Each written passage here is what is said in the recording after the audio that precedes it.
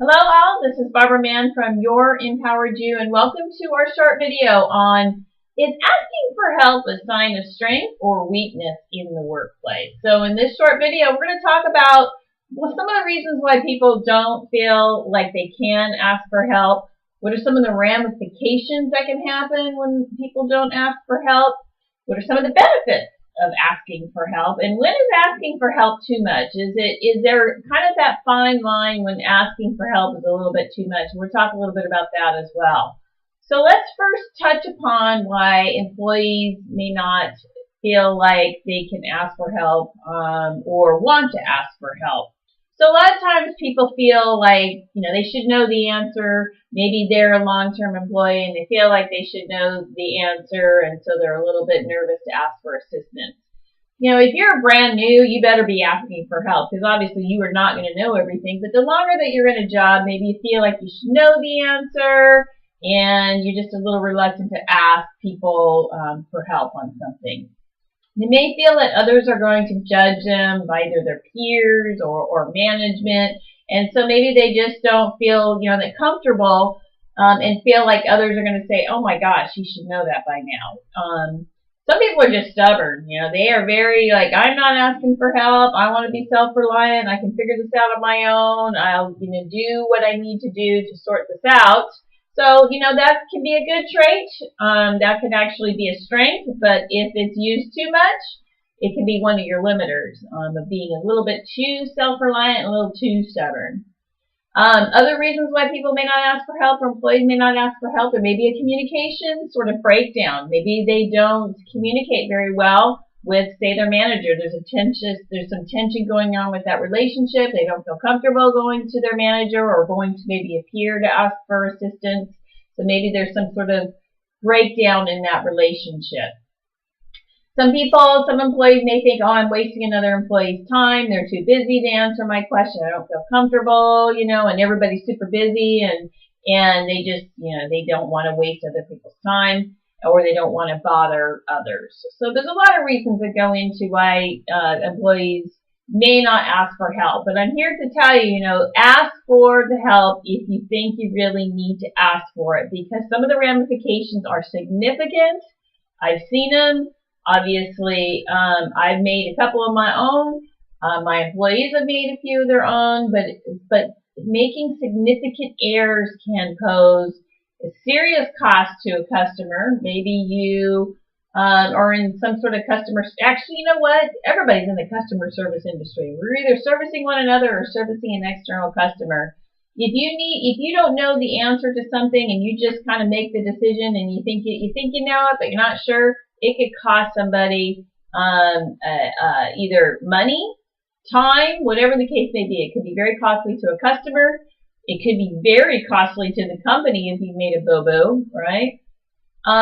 Maybe you're in charge of a project. Maybe somebody gave you a project to lead and you think you know what the direction might be, or you think you know what you needed, and you go forward, you're a little bit over your head, if you don't ask for some help, and the project's wrong and it needs to be reworked. And I've seen that happen, and that obviously is not good, because what happens is that you then could just develop the perception of having poor judgment, and nobody wants that.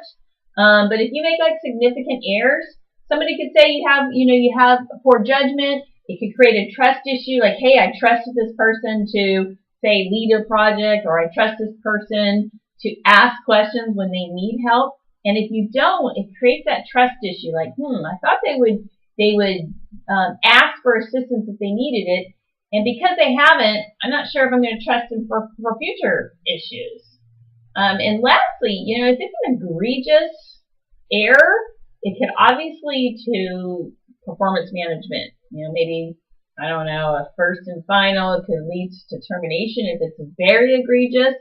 So you need to ask for help if you need it. Let's talk about why employees then should ask for help. Because, inherently people like to help one another. Employees, leaders, managers, people like to help one another. If you're new to a position, we talked about this earlier, it's expected that you ask questions. There's no way in heck that when you're new, you're going to know all the answers. So when you're new, it's expected that you should be asking for help. You know, when you ask for help from others, just talking out loud, and I know that this has worked for me many times, if you're just talking to another person out loud, it's almost like the solution comes and you answer your own question, but just kind of talking out loud and having another person listen to you and maybe chime in every so often, the solution comes a lot easier and it's just like so much clarity to it. You also gain knowledge and resources to answer future questions. So, you know, if you have a question, you go and you ask someone, hey, you know, where do I find the answer to this? Or what do you think about this? Your knowledge base starts obviously getting bigger and bigger. And for future questions, you're going to answer your own future questions because that knowledge base gets larger and larger. And you know what resources to utilize to answer your own questions. Another reason why employees should ask for help, again, it builds that trust. Especially when leaders and managers know when people are going to ask them for help for the right reasons, it builds a lot of trust. So you know that so-and-so, your team member, will ask for help when they need it. And you can trust that. You know, most of the time, say they're autonomous, they're empowered to make their own decisions, but you know that they trust themselves to ask when they ask for help when they need it. So build kind of that trust, you know, and teamwork and collaboration. So a lot of times collaborating with others to reach the best conclusion, the best solutions, is something that creates kind of that team bonding experience and the trust and the teamwork that's needed. And we talked about this, that leaders will know if there's a pressing issue that you're going to ask for help. That's important. That is a huge, huge trust building issue. When a leader knows that you'll ask the question on something pressing, that builds a solid trust. I can't stress that enough, and it's almost a little bit hard to describe, but if your leader knows that you're going to ask them for help, the right one, you know, again, most of the time you're making your own decisions and you want to be empowered, and that's a good thing. But when you're stumped on something and they know you're going to ask for their assistance, that builds a great trust relationship, great bonding relationship. So is there kind of a tipping point when you ask for too much help? And the answer is yes. And this is where you need to be a little bit cautious of some of the perceptions about asking for too much help. Again, we talked a lot about most of the time you want employees and you want all of us to be empowered to make decisions, allow for mistakes, grow and learn and grow from mistakes, things of that nature, and that's a good thing. So, but when is asking for help too much? When's that tipping point? And really there are a few scenarios like that come up in my mind. It's when you ask that same question over and over and over again, because you're obviously not understanding the solution. So asking the same question over and over again is probably going to annoy people. So just kind of FYI. Another scenario when you're asking for too much help is when you're using it as a crutch and you're not trusting yourself. And I've seen this many times with employees that they know the answer, because when they ask for the help, I would say, well, what do you think we should do? And sure enough, they're dead right. They're right. So they use it kind of as a crutch versus trusting themselves. And some people are better versed at when you kind of push back and say, you got the right solution, make the decision yourself the next time, they go for it. And some others, it takes a little while for them to kind of really build their own trust in themselves. So you don't want to use asking for help too much as that crutch. That's important. You got to trust your own instincts, your own knowledge base, all those sorts of things.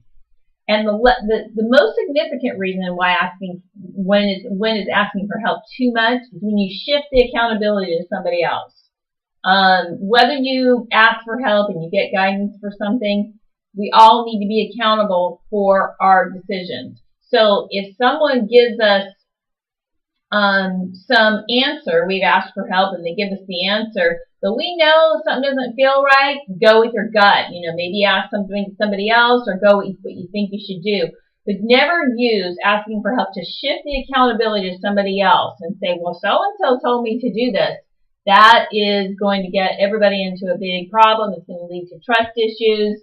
It's going to lead to relationship breakdowns, things of that nature. Now, most of the time, is asking for too much help, is that a problem? Not really. I haven't seen that too much in my career. I've seen it a few times, and honestly, the bottom line is when I've seen those situations, it's usually because somebody may not be a right fit for a position.